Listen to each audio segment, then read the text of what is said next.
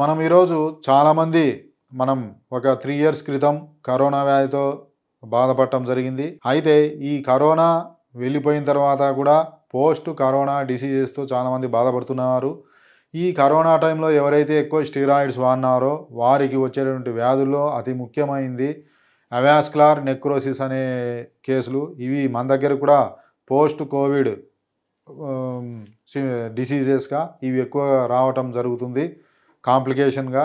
ఈ post Covid కాంప్లికేషన్స్‌గా ఈ avascular నెక్రోసిస్‌తో పాటు కొంతమందికి రక్తం గడ్డకట్టే గుణం పెరిగి ఎక్కువ గుండెపోటు రావటం, అదేవిధంగా లంగ్స్ ఆల్రెడీ దెబ్బతిని అది శాశ్వతంగా డ్యామేజ్ అయ్యి సీఓపీడీగా మారటం, క్రానిక్ రెస్పిరేటరీ డిజార్డర్స్‌గా మారటం మనం చూస్తున్నాం.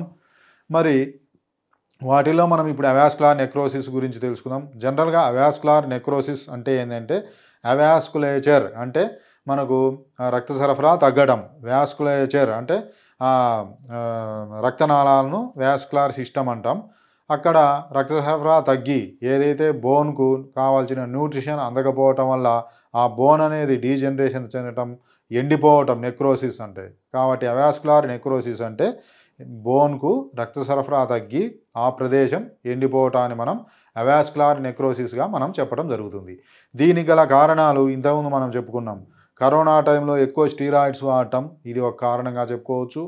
ఇంకా కొంతమంది స్మోకింగ్ ఎక్కువ ఉన్నవారికి కూడా ఈ సమస్య ఎక్కువ అవుతుంది. ఇంకా కొన్ని రకాల మెడిసిన్స్ వల్ల అంటే మనకు టీబీ, బోన్, అదేవిధంగా బోన్‌కి వచ్చిన క్యాన్సర్, ఇలాంటి రేడియేషన్ థెరపీ ఇలాంటివి ఎక్కువ చేసుకున్న వారికి కూడా ఈ సమస్య వచ్చే అవకాశం ఉంటుంది. కొంతమందికి ఏదైనా సరే దెబ్బ తాకటం, ట్రామా వల్ల కూడా ఈ సమస్య వచ్చే అవకాశం ఉంటుంది. కొంతమందికి అన్‌కంట్రోల్డ్ షుగర్ లెవెల్స్ ఎవరికైతే ఉంటాయో వారికి కూడా ఈ సమస్య వచ్చే అవకాశం ఉంటుంది. ఇంకా కొంతమందికి రక్తనాళాలకు సంబంధించినటువంటి వ్యాధులు, ముఖ్యంగా రేనాల్డ్స్ ఫినామినా అని, బర్గర్స్ డిసీజ్ అని అలా రక్తనాళాలకు సంబంధించిన వ్యాధుల్లో కూడా ఈ సమస్య వచ్చే అవకాశం ఉంటుంది. మరి ఈ అవాస్కులర్ నెక్రోసిస్ అనేది ప్రతి జాయింట్‌లో వచ్చే అవకాశం ఉంటుంది. ఎక్కువగా మనకు హిప్ జాయింట్‌లో ఎక్కువగా వచ్చే అవకాశం ఉంటుంది. మరి ఈ హిప్ జాయింట్‌లో ఈ అవాస్కులర్ నెక్రోసిస్ వస్తే మనకి ఏమేం లక్షణాలు వస్తాయంటే, ముఖ్యంగా మనకు ఈ హిప్ జాయింట్‌లో ఆ తుంటి ఎముక ఉంటది. ఎముక అదేవిధంగా మనకు హిప్ దగ్గర ఉన్న ఎముక రెండూ కూడా మనకు బాల్ అండ్ సాకెట్ జాయింట్ అంటాం. మనకు ఫీమర్ యొక్క హెడ్, ఫీమర్ అంటే ఇదే మన ఫీమర్ యొక్క హెడ్ అలా మూవ్ అవుతుంటది హిప్ జాయింట్‌లో. అక్కడ మనకు ఏమవుతుంది అంటే ఆ రక్త సరఫరా తగ్గి ఫీమర్ హెడ్‌కు తగ్గి అక్కడ ఆ ఫీమర్ హెడ్ అనేది గుండ్రంగా ఉండవలసింది పోయి అది రక్త సరఫరా తగ్గి రఫ్‌గా తయారై కార్టిలేజ్ దెబ్బతిని అదంతా కూడా ఫ్రీగా మూవ్ కాదు. మూవ్ కాక రిస్ట్రిక్టెడ్ మూవ్‌మెంట్స్ అనేటివొస్తాయి. దాన్నే మనం అవాస్కులర్ నెక్రోసిస్ హిప్ జాయింట్ అంటాం. దీంట్లో లక్షణాలు ఏమేమి ఉంటాయంటే, ఫస్ట్ కొంచెం హిప్స్ దగ్గర అంటే ఒక హిప్ జాయింట్ అంటే ఈ లెగ్ దగ్గర హిప్ జాయింట్, ఆ లెగ్ దగ్గర హిప్ జాయింట్ ఎక్కడైనా సరే పిరుదుల దగ్గర జాయింట్‌లో కొద్దిగా నొప్పొస్తుంది. తర్వాత నొప్పి కదా అని మనం నెగ్లెక్ట్ చేయడం ద్వారా ఈ నొప్పి కూడా ముఖ్యంగా ఉదయం పూట ఎక్కువ ఉంటది. అంటే రెస్ట్ టు మూవ్‌మెంట్ పెయిన్ అనేది పెరుగుతుంది.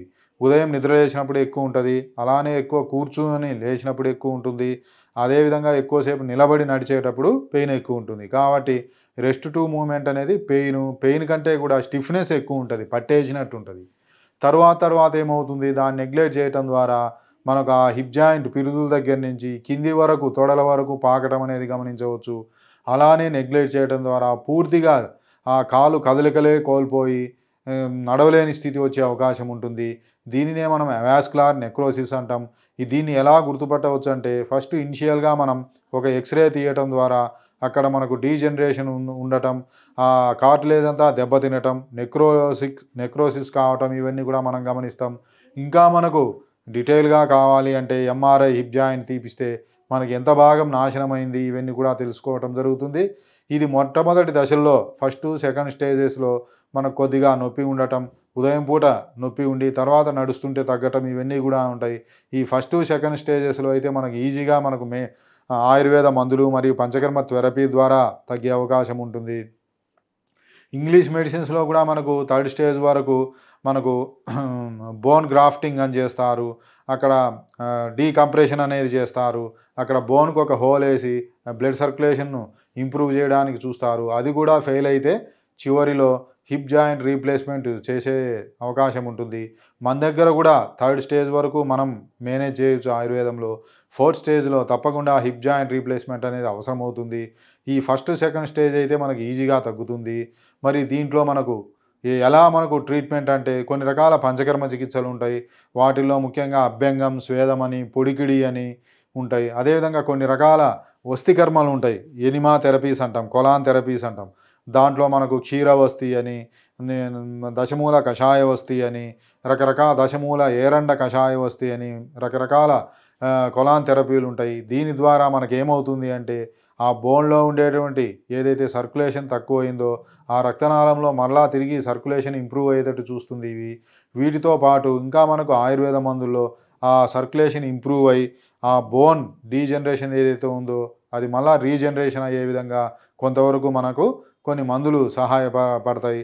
అవి మనకు అష్టవర్గ కషాయం గానీ, అదేవిధంగా ఇంకా మనకు సజరాది కషాయం, రాస్నా సప్తక కషాయం, షడ్ధరణం చూర్ణం, రాస్నాది గుగ్గులు, లాక్షాది గుగ్గులు ఇలాంటివి మనం డాక్టర్ల పర్యవేక్షణలో వాడితే మనకు ఈ అవాస్కులార్ నెక్రోసిస్ అనేది మొట్టమొదటి దశలో మనకు ఈజీగా తగ్గుతుంది. సర్జరీకి వెళ్ళటం, హిప్ జాయింట్ రీప్లేస్మెంట్‌కి వెళ్ళటం, దాన్ని మనం తగ్గించుకొని ఈజీగా మనం ఆయుర్వేద మెడిసిన్స్‌తో తగ్గించుకోవచ్చు.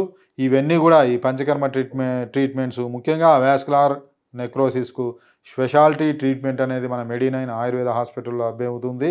కాబట్టి తప్పకుండా మనం ఈ సదుపాయాన్ని వినియోగించుకోవాలి.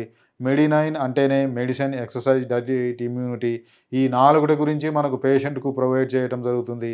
దీని ద్వారా సంపూర్ణ ఆరోగ్యం పొందే అవకాశం ఉంటుంది. ఇంకా 9 అంటే 9 రకాల ఇంటిగ్రేటెడ్ మెడికల్ సిస్టమ్ ఐఎంఎస్ అంటాం. ఈ 9 రకాల చికిత్సా విధానాలు మన దగ్గర అందుబాటులో ఉన్నాయి.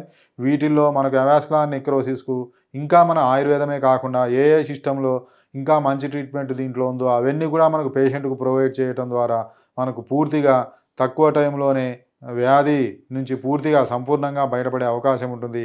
కాబట్టి ఎవరైనా ఈ సమస్యతో బాధపడుతుంటే ఒక్కసారి మెడి9 ఆయుర్వేద హాస్పిటల్‌ను సంప్రదించి త్వరగా సంపూర్ణ ఆరోగ్యం పొందాలని నేను ఆశిస్తున్నాను.